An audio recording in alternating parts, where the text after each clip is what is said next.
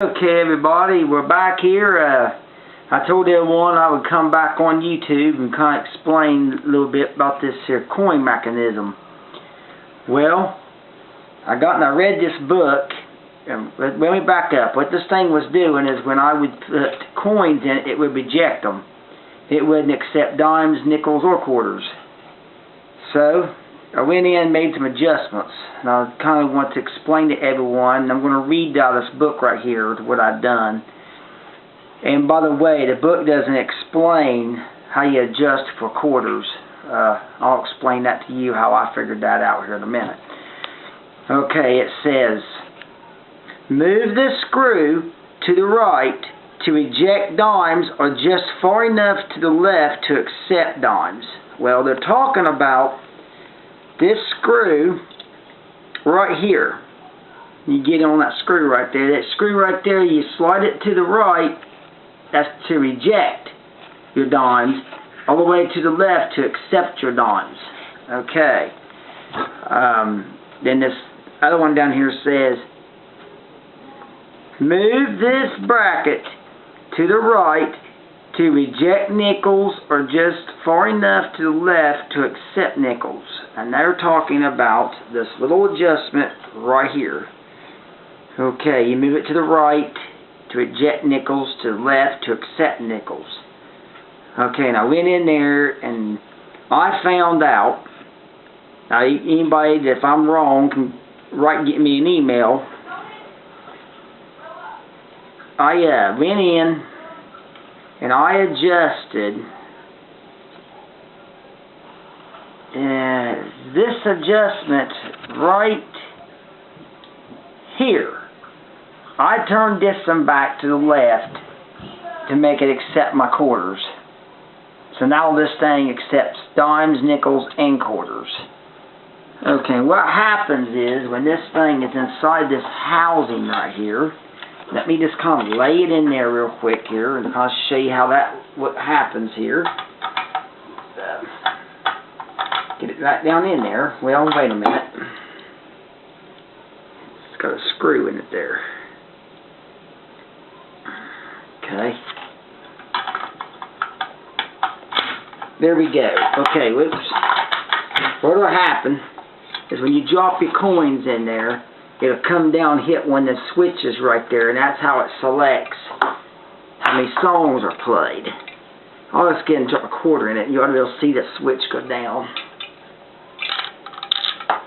Seen there? You've seen what it done there. Okay, I think that is about all I have on this coin mechanism as of right now. I've got another one of these. It's a little bit different model. It's actually the other model that's here in the book. Haven't gotten to that yet. I'll get that going and we'll explain what I did to that. Oh yeah, and by the way, get you a can of WD-40. That's what I done. I sprayed it real good. After I sprayed it, I took an air compressor and blew all that out there. I just wanted to break everything loose in that. Okay, I'm going to step back there for a minute and kind of explain. Remember when I told everybody about the jukebox, when I would push a selection, it would just go, it wouldn't stop. And I told you it was the selection panel I cleaned. Well, this is another selection panel that I have, which I've got this one fixed. This in here will work now. What will happen is all those little contacts in here. Can you get them on that thing, Karen? Then and just kind of zoom in. You get the whole thing. Just kind of zoomed in on that. They can see I'm talking about. You make these little selections here, these little contacts in here. These will get dirty. And what will happen is when you push these, it kicks this solenoid in right here. You see I'm pushing here to kick a solenoid in. Then you'll come over here. I'll get to that. Then you'll come over here when you make your other selection. Over here, it'll kick another solenoid in. So this in here triggers it. Your A through V is your trigger. That triggers it. Then your 1 through O is what fires it. So when you push your alphabet over here, you push one of these alphabet letters and you push a number. When you push a number, that's what makes it select. That makes this solenoid fire. And this will kick out the pin on your pin boards. I got one of them I'm going to bring up later on and show everybody. Okay, you've got this little solenoid here. This is your lock. I could probably make it lock here. I'll pull it in, push a button in. There, you see it stayed in right here. Can you get that button that stayed in? Okay, I'll let it on that. It'll kick out. Move through that again. When you flip that thing up into play mode, you have your service mode. You got your function mode. Your function switch here, service, and you get your regular play mode. You flip it up, it'll kick your solenoid in. It'll kick that in, then the same thing over here. It'll kick in, but nothing's in. It fires, just kicks out, releases the buttons. But like I said, this thing here works fine. So if anyone would need one of these, give me an email. We can make out a price here. They sell it pretty reasonably. Sell it to you pretty cheap. Like I said, this one's fixed. This one's ready to go. Just plug it in, and yes, it's ready. I even guarantee this thing to work. Everybody can kind of get a look at the type of plug is on this thing here. You got a good view of that? Okay. This in here is out of a early 80s model, but it will work in your 70s. I actually took the one out of the 1970s jukebox I have on video and cleaned it. And then before I cleaned it, I plugged this one in to be sure that jukebox had the same problem as the other one had, and it did.